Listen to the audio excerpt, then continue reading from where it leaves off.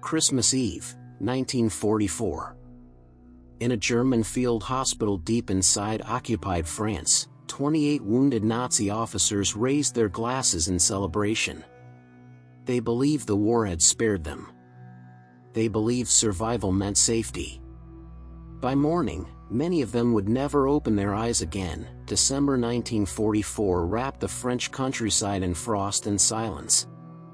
The war was not over, far from it, but in this requisition monastery turned field hospital, the front felt distant.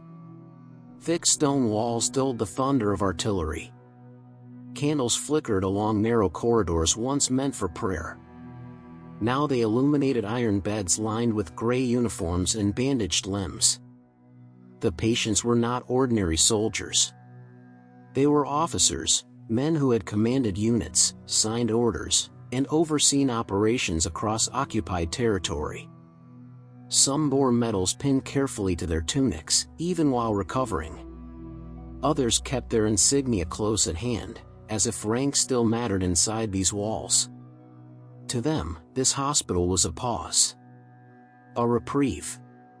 The worst was behind them. The staff moved quietly among the beds. A handful of German doctors oversaw treatment, assisted by local French nurses pressed into service. Among them was a woman known simply as Elise. She spoke little. She kept her eyes lowered. She worked with steady hands and a calm precision that earned her trust. For months, she had dressed wounds inflicted in battles that had scarred her own country. She had cleaned mud and blood from uniforms bearing the eagle and swastika. She had listened to officers speak of campaigns, of villages taken, of resistance suppressed. She never interrupted. She never reacted. But she remembered. Outside the hospital grounds, the occupation had left its mark. Food was rationed. Families whispered behind shuttered windows. The resistance moved in shadows. Rumors traveled faster than trains, of Allied advances, of German retreats, of desperation growing within the ranks. Inside the ward, however, confidence lingered. The officers believed they would be transferred back to Germany soon. Some spoke of Christmas at home next year. Others joked that their injuries had saved them from dying at the front. Survival felt like victory. On December 24th, as evening approached, a request moved from bed to bed. They wanted something warm. Something festive. Mulled wine, perhaps. A small celebration to mark Christmas despite the circumstances. Permission was granted. Candles were arranged along windowsills. Extra blankets were folded neatly at the foot of each bed. The atmosphere softened. For a few hours, war receded into the background. When someone asked who would prepare the drink, Elise stepped forward without hesitation. "I will," she said quietly. No one questioned her. And no one noticed the way her hands lingered a moment too long on the tray before she carried it into the dimly lit ward. The preparation took longer than anyone expected. In the small kitchen at the back of the monastery, Elise worked alone. A single oil lamp burned on the wooden counter. Outside, wind brushed against the frost-covered windows, carrying distant echoes of war. Inside, the scent of spices slowly filled the air: cinnamon, clove, citrus peel. The smell was warm. Almost comforting. She moved methodically, measuring, stirring, waiting. On a nearby shelf stood bottles requisitioned from abandoned cellars months before. Wine meant for celebrations long since cancelled. She poured carefully into a large iron pot and placed it over the flame. Steam rose in soft spirals toward the ceiling beams darkened by age and smoke. For a moment, she closed her eyes. The officers in the ward were laughing now. One of them had begun singing a German carol. Others joined in, their voices uneven but enthusiastic. Painkillers dulled their injuries. Morphine softened the edges of memory. For one night, they allowed themselves to feel victorious. Elise opened her eyes again and reached into the pocket of her apron. From it, she withdrew a small folded paper. Inside was a fine powder, almost colorless in the dim light. It had not been easy to obtain. It had required whispers, trust, and risk. The resistance had provided many things over the years: messages, hidden radios, forged papers. This had been different. Her hands did not tremble as she unfolded the paper. If she felt fear, it did not show. Slowly, deliberately, she tipped the powder into the steaming wine. It dissolved almost instantly, vanishing without a trace. She stirred. In the corridor, boots shuffled. Someone called out jokingly, asking if the nurse had fallen asleep over the stove. More laughter followed. When she finally entered the ward, the atmosphere was almost festive. Candles flickered against stone walls, casting long shadows across bandaged faces. 28 cups had been arranged along bedside tables. She served each officer personally. Some thanked her. One raised his cup in salute. Another toasted to the fatherland. A few complimented the aroma. None hesitated before drinking. The mulled wine was rich and sweet, its spices masking everything else. Elise moved from bed to bed, maintaining the same calm expression she had worn for months. She refilled cups when asked. She nodded politely at their jokes. She listened as they spoke of returning home, of promotions, of rebuilding what they believed would endure. One officer, younger than the rest, asked her whether she would celebrate Christmas with her family after her shift. She paused only briefly. "My family is gone," she replied. He mistook the meaning and offered an awkward apology for the hardships of war. Then he drank again. An hour passed. The laughter grew louder, then softer. Voices began to blur together. A few men complained of dizziness, blaming their injuries or the strong wine. One attempted to stand and nearly collapsed back onto his bed, prompting fresh waves of humor from the others. But soon the humor faded. Breathing slowed. Conversations trailed into silence. One by one, cups slipped from weakened hands and rolled onto the stone floor. Candles continued to burn. Elise stood near the doorway, watching. She did not rush forward. She did not call for help. Outside, church bells rang faintly in the distance, marking midnight. By the time the final echo faded, the ward had fallen into a stillness deeper than sleep. Dawn came pale and colorless. Cold winter light filtered through the monastery windows, washing the ward in a gray stillness. The candles had long since burned down to pools of hardened wax. The scent of spices still lingered faintly in the air, mixing with antiseptic and stone. The night nurse had not raised an alarm. It was one of the German orderlies who first sensed something was wrong.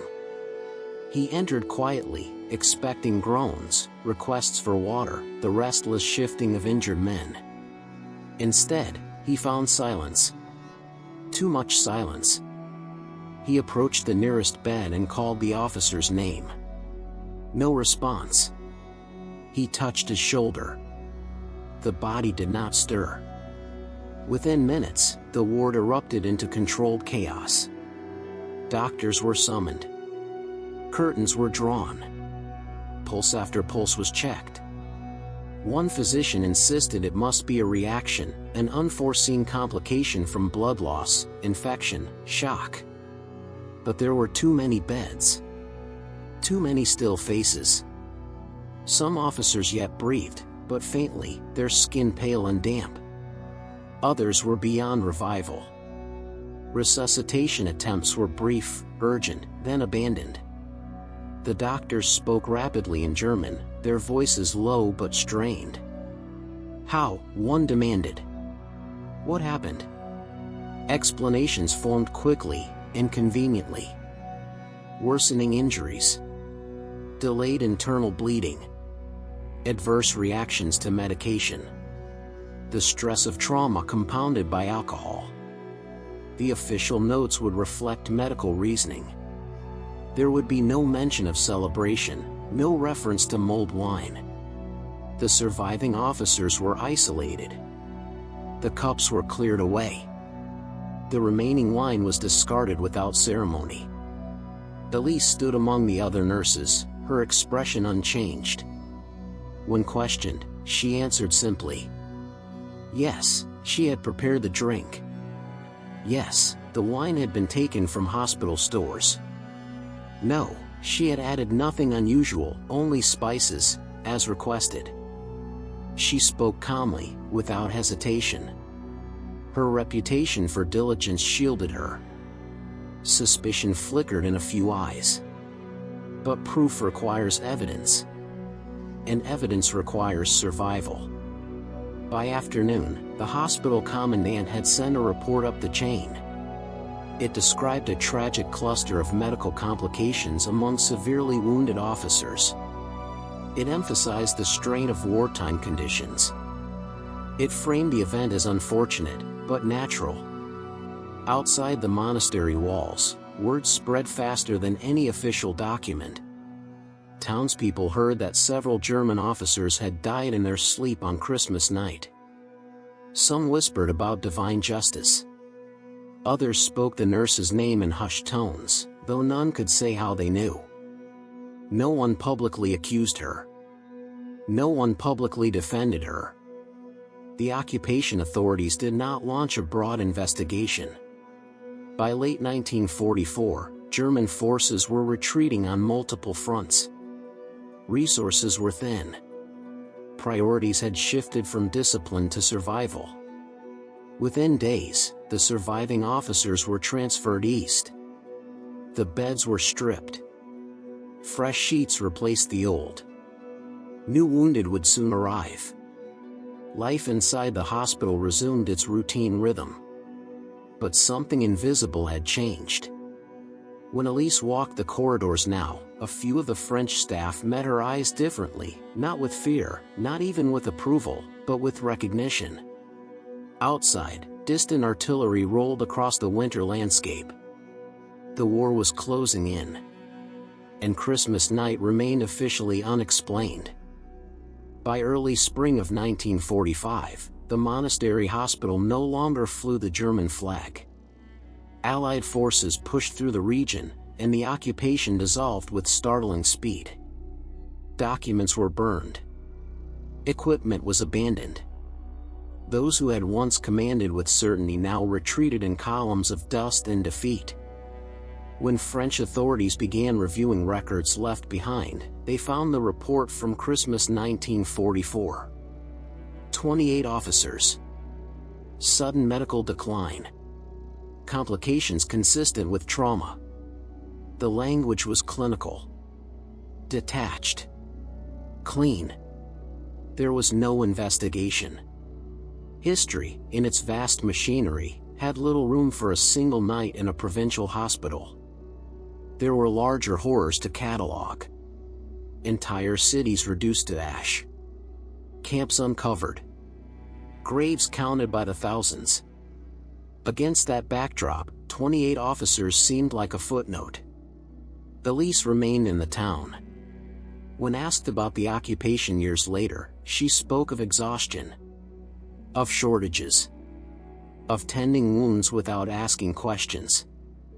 She never mentioned Christmas night. She never confirmed the whispers that had followed her name. Some believed she had acted as a member of the resistance. Others believed grief alone had guided her. Her family, it was said, had disappeared earlier in the war, taken after a raid linked to partisan activity. Whether that was true or reshaped by memory, no one could say for certain.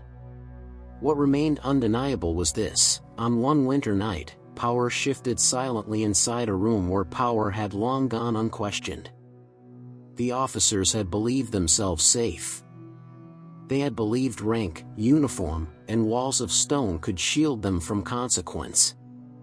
They had celebrated survival without considering the ground beneath them, a country they had occupied, a people they had wounded. By morning, the balance had changed. Was it justice? Revenge? Desperation? War rarely offers clean definitions. It erodes them. To some, she crossed a moral line that should never be crossed, a healer choosing death. To others, that line had already been shattered long before, by orders signed and villages burned. The town never erected a monument. No plaque marks the ward. The monastery still stands, quiet again, its corridors restored to silence. But older residents, when December returns and candles burn in windows, sometimes recall that Christmas differently. They remember a night when laughter echoed through stone halls, and a morning when it did not. Because in war, mercy can be an act of courage. And sometimes, mercy has its limits.